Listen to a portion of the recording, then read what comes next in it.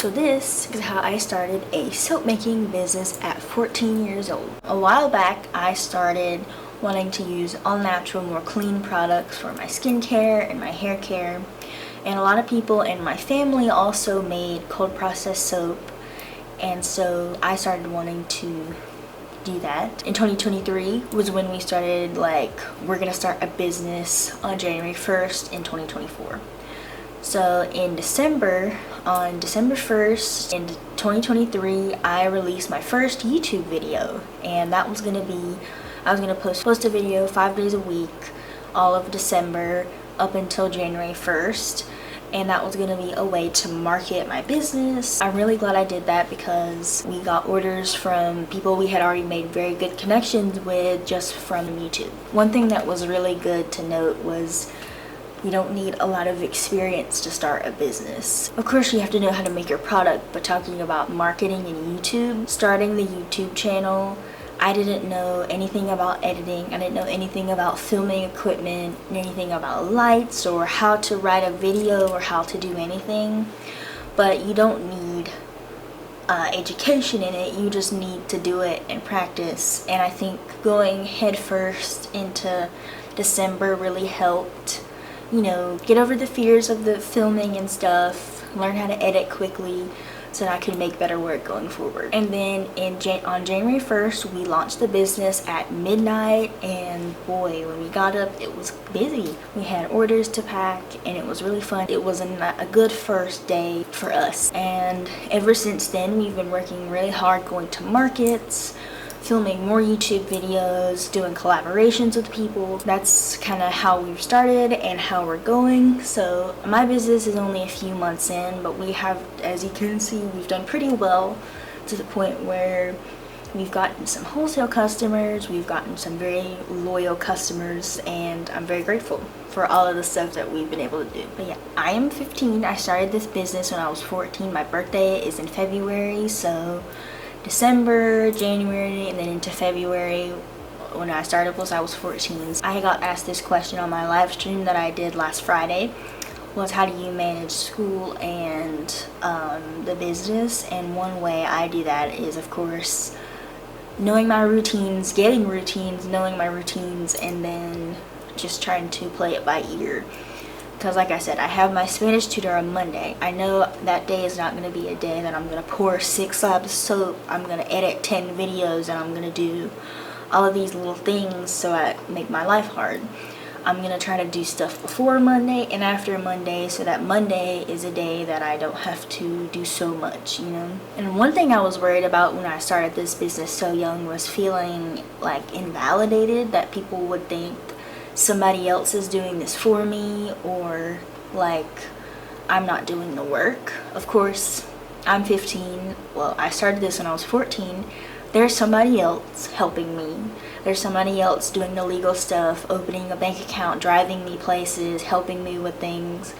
But I do a lot of this, and it was very nerve-wracking to, I'm gonna put all this out there and somebody's gonna try to take this away from me, you know? It was maybe a couple weeks before launch. No, the video was posted, the last video of the December series, and somebody had said something about basically your customers aren't gonna like this soap, you don't know what you're doing, and you shouldn't start a business. That was kind of the first rude comment, so it was just kind of okay. But it just made me think, wow, doesn't matter how much work I put in, people will still sometimes be stupid. It made me kind of want to be careful about not telling my age and stuff like that. But honestly, in these last few months, I have been blown away by the people we tell. Of course, if we meet wholesale customers in person, or if we're talking to people, they're gonna know my age, and they don't react with what? They don't react in a negative way. They're very oh my god, that's so cool, and you know, you should be in the newspaper, and let's call the news, and you know, people are very supportive of it, and I'm very grateful for the support from everybody who's done that.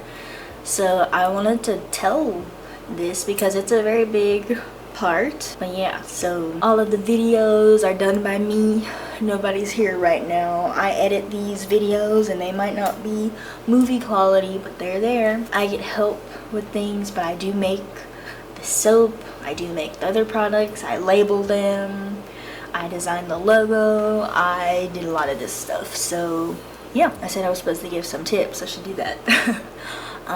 One is definitely be confident and believe in yourself. And I know this sounds like, oh, everybody talks about this, but like, yeah, especially when you're posting YouTube videos. Sometimes I'll post a video, I'm like, I just posted a video about that, oh my god. But you gotta post your video and you gotta not care. You just gotta do it. Or posting your products, posting your posts online, and believing in what you're doing so that other people will believe in you too. You don't have to have degrees and stuff to be able to do this type of thing. Like, of course, I would consider myself not stupid, but I don't know how to do a lot of this stuff. But I was able to figure it out with the filming and doing this technical stuff. I was able to figure it out, you know, like I made the website, I designed all this stuff that I had never even touched before. And patience. You have to be patient for the big goals. If you're reaching your 100 subscriber goal, your 50 subscriber goal, your 50th order, you know, you have to be patient for those milestones because they're gonna come at some point, and you can't give up after like, well, I haven't done this in this amount of time, so I'm not doing well. No, it's just how some things are sometimes. That's a little bit about that, and I wanted to give a little section a little bit more about getting to know me, because I did a get to know me in December, but it's also been a minute, and I feel like I've become more comfortable on camera and more comfortable with my YouTube people. So like I said, I take a Spanish tutor on Monday, and I'm doing that because my dad's side of my family is from Puerto Rico, so I'm half Puerto Rican, and I don't know Spanish. My dad knows Spanish, but I wasn't taught that. So yeah, I'm learning Spanish so that we don't lose the Spanish speaking in our family, because yeah, I'm half Puerto Rican, and my grandparents still live part-time in Puerto Rico. They've lived there for forever. Oh, and my last get to know me video I talked about, we have 2 pugs. I have a story to tell about our 2 pugs. This has been a few months now, but boy. So we live in Virginia, and we are on like 3-point-something acres, and we will walk our dogs. They have a fence, but we'll walk them outside used to we would walk them without a leash because they weren't that bad. But in Virginia, you would know there is a lot of deer, and our dogs are very much barky, loud dogs. So they like to bark and be loud and scream at stuff even though they're this big. Mom was taking them for a walk, and a deer was outside, and our 2 pugs ran after them. After the deer, our fawn pug came back after 4 hours, and then our little black pug Dottie, you've seen her on the channel, she didn't come back for about 21 hours. And to tell you, we probably looked in the woods about 3 times, and then I think the last time me and Mom went into the woods to look for her, and we went through the woods into the field, and we were going to enter the woods again, and then there she was standing, being a dog, very hot. They both came back home littered with ticks. But I tell you, I know like for some people they aren't dog lovers and don't care about animals, but like animals and dogs are our world. Muta and Dottie are the babies of the household. They get loved, held, they get special food, they all this stuff. So we were, during the hours where Dottie was gone, we were like freaking out. We called all of the animal shelters. We put a post online. We went, like I said, we went through the woods. We called neighbors. We went to neighbors' houses, and we did all types of things to try to get her back. And yeah, that was sucky, but they're home, they're fine, but they get walks on leashes now. So yeah, so that's our dogs being dogs. That's some little things about me. I know people ask you guys to subscribe and stuff, and that's annoying, but it really does help. You know, every month I write down since December how many subscribers we gain each month and how the numbers grow, and that's just good for us. Like, it's fun to see, but also YouTube is a job, you know.